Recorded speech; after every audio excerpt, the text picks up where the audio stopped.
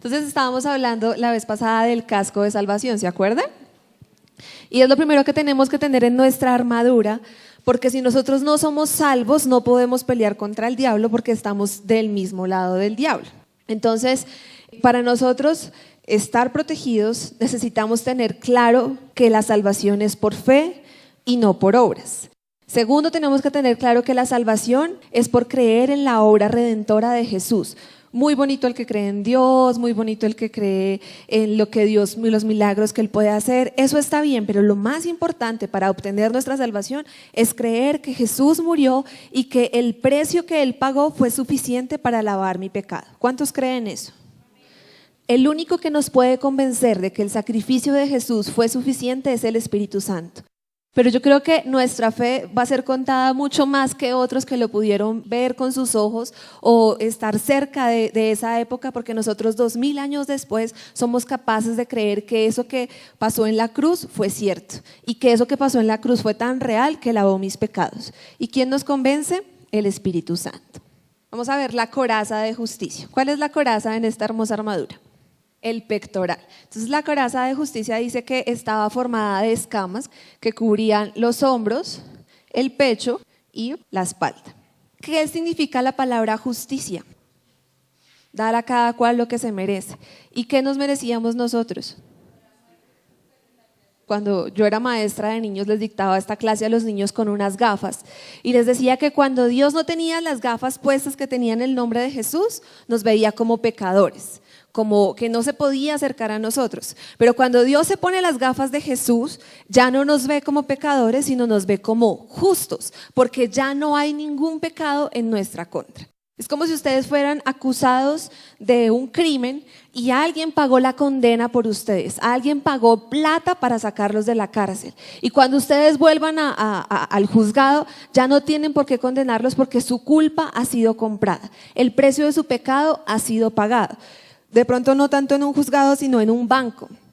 Cuando ustedes tienen una deuda en un banco y están todo el tiempo llamando a los acreedores que pague, y llega alguien y paga esa deuda, a usted nunca más lo van a volver a molestar por esa deuda porque esa deuda ya está saldada, ya está pagada.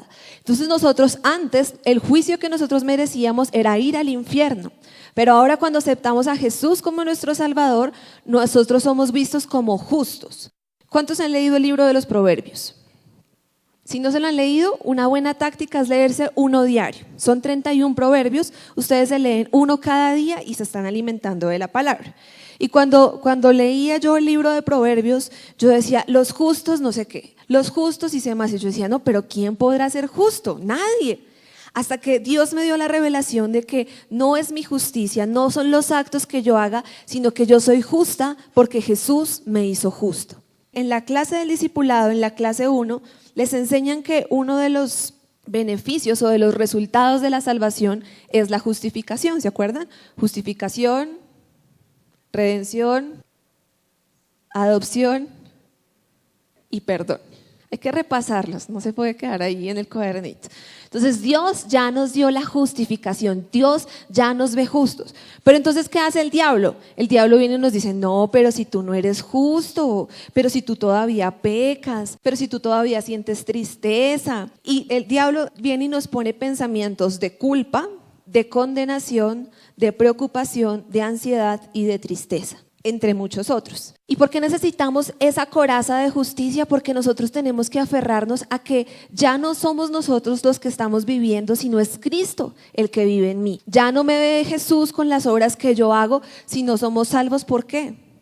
Por fe, no por obras. Porque si fuera por obras, por más bonitos que seamos, por más que tratemos de portarnos bien, vamos a fallar. Es solo por la fe y nada más que por la fe. Eso es lo único que nos hace justos. Y uno puede hacerse más justo o menos justo en el tiempo. Es un solo estado. Yo no soy más justa porque haga cosas más buenas o soy menos justa porque deje de hacer las cosas. Yo soy justa desde el momento en que yo acepté a Jesús como mi único y suficiente Salvador. No importa si llevo un día, 2 días, 10 años de cristiano, yo ya soy justa porque Jesús me hizo justo. Y lo que el diablo trata es de ponernos condenación. ¿Han leído la palabra que dice que no hay condenación para los que están en Cristo Jesús? Y a veces nuestro dedo es bien acusador con los demás. Siempre estamos mirando qué hizo ese para merecer esto. ¿Por qué ese está en esa situación mala? ¿Acaso pecó? ¿Acaso mintió? ¿Acaso robó? Y siempre estamos tratando de condenar y de buscar la causa. Y lo mismo hacían sus discípulos. Le decían a Jesús, Jesús, ¿por qué está enfermo este? ¿Quién pecó? ¿Su mamá o su papá? Y Jesús le dijo, no. Es para que se vea la gloria de Dios. Y muchas veces en nuestras vidas estamos batallando con pensamientos que el diablo trae para robarnos nuestra justificación, el ser justos delante de Dios. Y entonces nos pone pensamientos de condenación. ¿Cuántos han tenido pensamientos de condenación?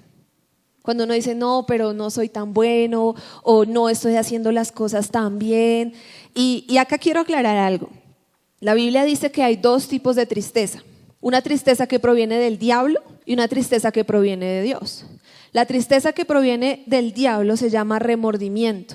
Y es cuando yo hago algo y digo, ay, qué embarrada, le fallé a Dios, yo soy una burra, ¿por qué hice eso? Me hace falta orar más, me hace falta entregarme más. Al otro día vuelvo y lo hago. Entonces el diablo lo que hace es que yo me sienta culpable, pero no hay cambios en mí. Pero la palabra dice que la tristeza que produce Dios trae un cambio de vida. Cuando Dios nos pone esa inquietud, cuando el Espíritu Santo comienza a hablarnos y a decirnos por ahí no es, este es el mejor camino, es la voz de Dios y esa voz produce cambios. Si no produce cambios, es la voz de condenación del diablo que todo el tiempo nos está diciendo. Entonces no nos vamos a hacer más justos o menos justos, simplemente somos justos porque Jesús nos hizo justos. No se trata de lo que yo haga o deje de hacer, se trata de quién es Él. El sacrificio de Jesús es más que suficiente. La justicia echa fuera los sentimientos de culpabilidad, condenación e indignidad. Cuando nosotros reconocemos que somos justos en Jesús, la palabra dice que entremos confiadamente al trono de la gracia. Antes no podíamos entrar, pero ahora podemos entrar con los brazos abiertos, corriendo y decirle, Señor, te amo. Incluso la palabra dice que podemos decirle, papito, que es como una expresión de cariño, decirle, ven, yo quiero estar contigo. Y a medida de que uno va teniendo una relación con Dios, uno va encontrando que hay diferentes maneras de acercarse a Dios y cada uno tiene que descubrir cuál es la manera en la que se siente mejor acercándose a Dios. Entonces es necesario que nosotros sepamos que no somos justos por lo que hagamos o dejemos de hacer. Qué pena ser tan reiterativa, pero es que esos son los pensamientos de condenación que trae el diablo. El diablo nos dijo, ay, esta semana oró 5 veces, entonces, esta semana está súper espiritual. Pero si esta semana entonces casi no oró, entonces ya no está tan justo. No, en realidad somos justos, oremos o no oremos, porque el sacrificio de Jesús es más que suficiente. Entonces sigamos con lo siguiente. El cinturón o el fajón era de cuero atado alrededor de la túnica que tenía placas de bronce conectadas al cinturón, colgaban para proteger el área de la ingle del soldado. Y esto es el cinturón de la verdad. ¿Y cuál es la verdad? La palabra o Cristo es lo mismo porque dice que Jesús es el verbo. Entonces, lo que es verdad y no hay otra verdad ni otra revelación encima de la palabra de Dios. Esa es nuestro máximo estándar de conducta. La palabra dice que Satanás es el papá de la mentira, el padre de mentira. Entonces él siempre va a querer venir, incluso cuando leemos la palabra, a ponernos como un velo. La palabra dice que los que no creen en Dios tienen velos, pero nosotros también tenemos un cierto tipo de velos en algunas áreas de nuestra vida que el diablo pone. Entonces voy a darles un ejemplo. Una persona sabe muy bien que tiene que diezmar y ofrendar y lo hace súper bien, pero tiene un velo para perdonar a las otras personas. Entonces él entiende que hay que venir a la iglesia, él entiende que hay que orar, él entiende que hay que diezmar, pero tiene un velo y no puede perdonar a las demás personas. Entonces, aunque la palabra es la verdad y la está leyendo, el diablo siempre va a tratar de traernos mentiras a nuestra mente. Mentiras como ¿cuál? Como la autojustificación. No, pero eso no, la palabra en realidad no está diciendo eso. O la palabra no está diciendo que eso sea tan estricto. O Dios entiende, Dios conoce mi corazón y sabe que este no es el momento para tomar esa verdad y aferrarme a ella, sino que yo voy a mi tiempo. Mentiras que el diablo pone. Juan 8, 31 y 32 dice que la verdad nos hará libres. ¿Qué es lo que nos liberta del yugo del pecado y de la esclavitud? Conocer la palabra. Y volviendo al ejemplo que estábamos viendo de las personas que les cuesta trabajo perdonar, no hay una revelación completa de la palabra y entonces no son libres de eso. Y cuando uno tiene un área en la vida en la que está luchando, debe tomar las escrituras y hacerlas parte de uno mismo hasta que eso sea una revelación. Por eso yo siempre digo que por la repetición viene la revelación.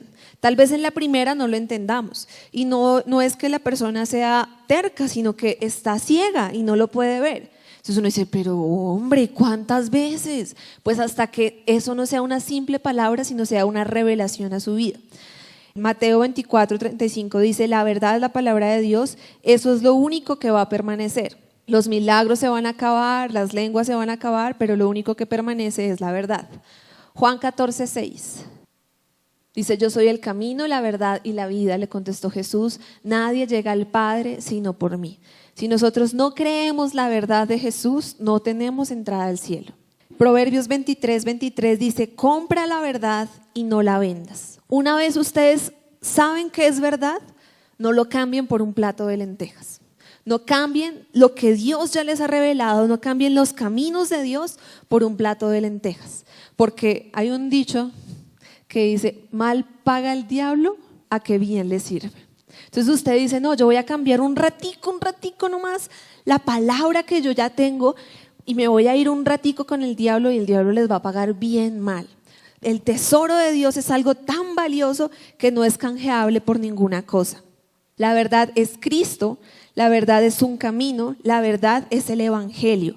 La verdad es la base principal para cada creyente. No hay más revelaciones. Chévere todos los libros que nos puedan ayudar, personas que han sido inspiradas por Dios para escribir sobre temas específicos, chévere. Pero no hay más revelación que no sea la verdad que ya está escrita. Esa es la que puede cambiarnos la vida. La palabra, cuando es revelada a nuestro corazón, produce un cambio. Si no es revelada, no produce cambio, produce conocimiento. Por eso cuando uno lee la Biblia, está leyendo logos, conocimiento. Pero cuando usted lee la Biblia y hay algo como que resalta, y usted dice, uy, pero ¿por qué esto tiene luces de neón? ¿Qué es lo que le pasa a esto? Y dice, no, ese versículo no me gusta, mejor lee otro devocional. Y vuelve y sale un versículo parecido y usted dice, pero ¿qué le pasa a Dios? Prende la emisora y dice el mismo versículo. Dios lo está persiguiendo porque necesita que esa palabra sea revelada a su vida. Y eso se llama una palabra rema, una palabra que es revelada a mi espíritu y eso produce cambios. Y nosotros no deberíamos salir de nuestra casa sin un rema diario, algo que continuamente nosotros estemos recordando, porque a veces leemos la palabra y no nos acordamos de nada. Un capítulo completo y salimos y ups, se nos olvidó incluso qué decía. Pero si un solo versículo es un rema en nuestra vida, vamos a cambiar y ese versículo nos va a durar para siempre. Vamos con el escudo. La fe es activa. Por eso es un escudo, porque el escudo no se queda, toda la demás armadura, exceptuando la espada, toda la armadura está quieta, mientras que el escudo es para moverse, es para pelear. O sea, no es como, sí, mi fe, la palabra dice que la fe sin obras es muerta. Entonces nuestra fe está declarando lo que Jesús ya hizo. Nuestra fe no está declarando mentiras, nuestra fe está declarando verdad. Cuando ustedes leen Génesis 1, la creación, toda la palabra que Dios habló, palabras de fe para crear el mundo, fue hablando. Entonces nuestra fe tiene que hablar, porque a veces, como decía la predicadora el domingo, no confesamos con nuestra boca palabras de fe, porque en el fondo tenemos miedo de que Dios no nos pueda cumplir. Entonces, en mi caso, con Juanjo, yo decía, no, Dios lo puede sanar. Pero como que por dentro no tenía la verdadera convicción para poder decir Juanjo está sano. Y tuve que recibir mucha clase de fe para decirme la fe es un hecho. La fe es que ya está. La fe no es que yo lo voy a recibir, la fe es que yo ya lo recibí. La fe no es que yo voy a orar por eso, no, la fe es que yo ya lo tengo. Porque si yo ya lo puedo ver, no es fe. Pero cuando yo no puedo ver, eso sí se llama fe.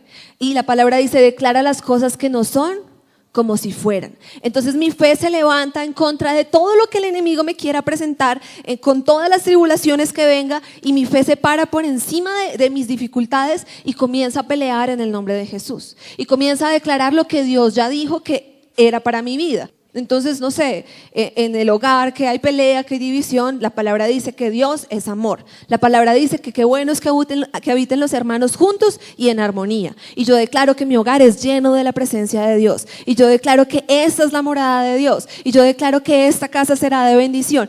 Y llega su esposo, o su esposa o su hijo en 10 minutos, vuelve otra vez todo una nada y usted dice, Señor, diablo, me haces un favor, te vas de esta casa, no traes división, no te vas a robar lo que Dios ya me dio, yo tengo la fe suficiente para pararme en mi hogar y defenderlo. La fe no es como, sí, yo tengo tanta fe en mi Diosito lindo. No, la fe es la fe guerrera, una fe que pone el escudo para ver dónde es que se está moviendo. Entonces, cuando ustedes hablen de fe, se tienen que empoderar. La fe se mueve, la fe no se queda quieta. La fe sin obras es muerta. Vamos con la espada. La espada del Espíritu, que es la palabra de Dios. Ya habíamos hablado de la verdad, pero esta es en sí la palabra de Dios. Yo tengo que saber dominar muy bien mi espada. La espada es la única arma que nosotros tenemos para defendernos. El escudo nos protegemos, pero la espada es con la que nosotros estamos ofendiendo, o es la única arma de ofensa para el cristiano. Es necesario conocer la palabra de Dios. Y para poder conocer la palabra de Dios necesitamos primero ¿qué? Leerla. Bueno, primero tenerla, ¿no? Porque hay familias que tienen Biblia compartida y no sé cómo hacen para cuando quieren orar todos al tiempo. Imagínense como, ay Señor, tengo tanta hambre, Betty, yo quiero leer. Y la esposa, sí, yo también, pero yo quiero, no sé, cantar de los cantares. No, yo quiero Job, ¿qué hacemos? No, cada uno con su Biblia. Necesitamos leer la palabra de Dios. Hay muchas cosas que nos ayudan, muchas herramientas que nos ayudan a leer la palabra de Dios. Están los devocionales, hay aplicaciones en internet, hay Biblias que traen la Biblia para un año, pero hay ciertos grados. Hay personas que pueden leer un versículo diario y con eso es suficiente, pero a medida de que uno va creciendo, ya tiene que cambiar el tipo de alimento que está teniendo. Cuando los bebés son bebés, ¿qué toman? Leche, pero cuando ya van creciendo, van a alimentos sólidos, la alimentación complementaria. Ya después del año, dele lo que quiera, que ese chino ya tiene ese estómago preparado para recibir cualquier cosa. Así nos pasa a nosotros, a veces decimos, ay no, es que hay cosas tan largas que yo con un versículo y me conformo. No, si vamos creciendo podemos ir por cosas mayores. No les estoy diciendo que esté mal, pero tenemos que retarnos a nosotros mismos a leer la Biblia en un año. ¿Cómo es posible que hay cristianos que no han leído la Biblia en un año? ¿O cómo es posible que no han leído toda la Biblia completa? Necesitamos retarnos. Dios nos dio inteligencia. Dios no nos va a pedir cosas que no podamos hacer. Dios nos va a revelar las cosas. Y al principio de pronto, a mí el libro que más me costó cuando me leí la primera vez la Biblia completa fue Ezequiel. Jesús, era como, no, Ezequiel, ¿cuándo te vas a acabar? Era uno de los libros más pesados, pero ahí uno va encontrando revelación en la palabra. El Espíritu Santo le va revelando a uno cosas que uno no ha visto, pero si nosotros no tomamos el esfuerzo, ¿cómo nos va a revelar Dios? La palabra dice que el Espíritu Santo nos recordará todas las cosas, pero ¿qué nos va a recordar si no tenemos nada? Lo pongo en un ejemplo. Si usted va a un parcial y ha estudiado y ha ido a clase, tenga la certeza de que el Espíritu Santo le va a ayudar. Pero si no fue a clase y no estudió, tampoco. El Espíritu Santo no es una alcahueta. El Espíritu Santo nos va a revelar lo que ya tenemos en nuestra cabeza. Tercero, tenemos que hablar la palabra, porque la leemos, la pensamos y decimos, sí, Señor, tú eres nuestro proveedor. Y salimos y decimos, no, estamos rebaciados, este mes sí es que no nos alcanzó la plata. No, entonces estamos hablando contrario a lo que Dios está diciendo. Y cuarto, tenemos que hacer la palabra de Dios, porque la palabra dice que el conocimiento envanece, mas el amor edifica. No nos sirve de nada conocernos toda la Biblia y leernos la Biblia y decir, no, Diana, pero yo ya me la leí al derecho y al revés, pero ¿y la estamos aplicando? ¿Lo estamos haciendo? Y Dios nos va a ir dando una revelación progresiva de su palabra. Al principio les va a decir una cosa que es muy fácil de hacer y ustedes lo van a hacer y van a decir, bien. Después otra más compleja y otra más compleja y otra más compleja. Pero hay gente que dice, Señor, pero dame más de ti. Y Dios le dice, pero si no has cumplido lo que ya te dije, ¿cómo te voy a revelar más cosas? Entonces la obediencia va a delimitar qué tanta revelación tenemos de la palabra. El éxito en la vida contra el diablo de un creyente no es de echar afuera los espíritus malignos todo el tiempo. Nosotros no tenemos una lucha de atarlo y mandarlo al piso y ahorcarlo y volverlo a soltar y volverlo a ahorcar. No, nosotros tenemos una lucha de renovar nuestra mente. Romanos 12 del 1 al 2 debe ser una cita que la tengamos enmarcada en nuestra Biblia con resaltador. No se amolden al mundo actual, sino sean transformados mediante la renovación de su mente. Así podrán comprobar cuál es la voluntad de Dios, buena, agradable y perfecta. Nuestra lucha está en renovar nuestra mente. Nuestro espíritu es salvo. O sea, nuestro espíritu está, sí, yo quiero de Dios, pero el alma a veces va a estar bien, a veces va a estar mal, a veces va a querer amar a Dios con todas sus fuerzas porque le fue súper bien y otras veces no va a querer ni venir a la iglesia, que porque no lo saludaron, que porque lo miraron, que porque le dijeron, que porque no le dijeron. Esa es nuestra alma, la que está arriba y abajo, pero la palabra dice no. Esperen, ustedes no pueden ser como un yoyo. Ustedes tienen que tomar su mente y van a renovar su mente con la palabra de Dios. Porque nuestra alma no ha sido renovada y nuestro cuerpo siempre va a querer hacer las cosas que hacía antes. Por eso necesitamos llenar esos huecos del pasado con la palabra de Dios. ¿Qué hace la palabra de Dios? Nos enseña la verdad, nos hace ver qué es lo que está mal en nuestra vida, nos corrige cuando estamos equivocados, nos enseña a hacer lo correcto y nos capacita para hacer toda buena obra. Y hay áreas en las que uno tiene que enfocarse más que en otras áreas. Y cada uno sabe cuál es su debilidad. Uno dice, no, mi debilidad es esta. Entonces tenemos que buscar qué es lo que la palabra de Dios dice con respecto a esa situación. Y si estamos demasiado confundidos y no encontramos nada, podemos buscar a personas maduras que nos digan, mira, yo tengo esta situación, pero no sé qué es lo que la palabra dice con respecto a eso. Tal vez nunca en la vida han leído esa cita bíblica que responde a su situación, pero de pronto para otra persona ya fue una revelación y ya lo sabe. Entonces necesitamos ser continuamente llenos de la palabra de Dios. Y por último, las sandalias. Y calzados con la disposición de proclamar el evangelio de la paz. Bueno, la descripción es que eran unas sandalias de suela gruesa, incrustados con tachuelas por debajo, o pedazos de piedra para mejor tracción. Yo me imaginaba como unos guayos. Y las ataban con correas de cuero arriba, pues para que no se les fuera a salir cuando iban corriendo. Entonces dice que necesitamos compartir la buena nueva del evangelio. Satanás siempre va a querer hacernos pensar que lo más bajito dentro de los ministerios dentro de la iglesia es proclamarle o predicarle o atraer a las personas que no creen en Dios. Entonces, los que están en la alabanza, wow. Los maestros de niños, wow. Los maestros el pastor, wow. Pero en realidad en Dios no hay posiciones, sino funciones. Y a Dios no le es más importante el pastor o el de la alabanza. Para Dios todos somos iguales. Dios no hace acepción de personas y tampoco va a hacer acepción de llamados. Entonces, al que llamó al pastor, 10 estrellas, y al que llamó de diácono, 1 estrella. Eso no tiene sentido, eso no sería justo. Lo único que nosotros tenemos que hacer es cumplir con el llamado que Dios nos hizo. No importa cuál es, lo importante es cumplir. Y el diablo siempre nos va a tratar de decir, no, pero qué pereza eso de los nuevos y predicar. No, ese es el llamado más importante. Es tan importante que Jesús lo dejó en 5 libros, en los 4 evangelios y en el libro de los Hechos. Vayan, predíquenles, hagan discípulos, bautícenlos en mi nombre. Hay que proclamar las buenas nuevas del evangelio.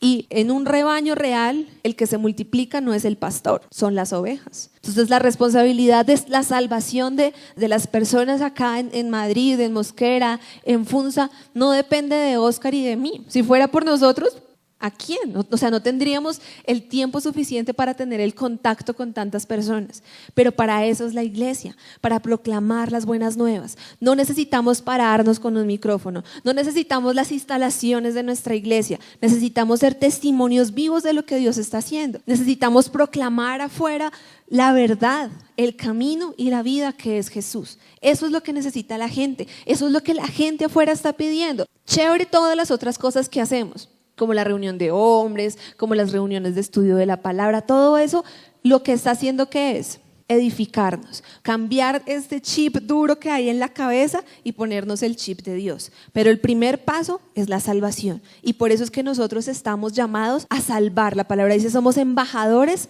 del reino de Cristo. Así que pónganse toda la armadura.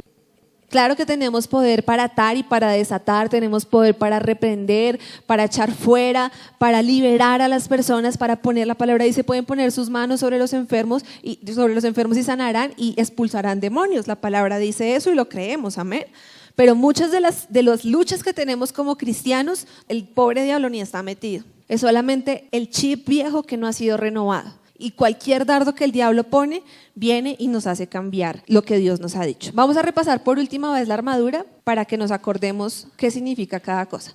El casco, la coraza, el cinturón, la espada y de la palabra, el escudo y las sandalias. Ya no se les vaya a olvidar, no está tan a la moda este vestido, así que Dios en su divina misericordia no nos hizo poner eso para siempre, pero ya no lo puso en nuestro corazón, amén. Vamos a pararnos y vamos a orar.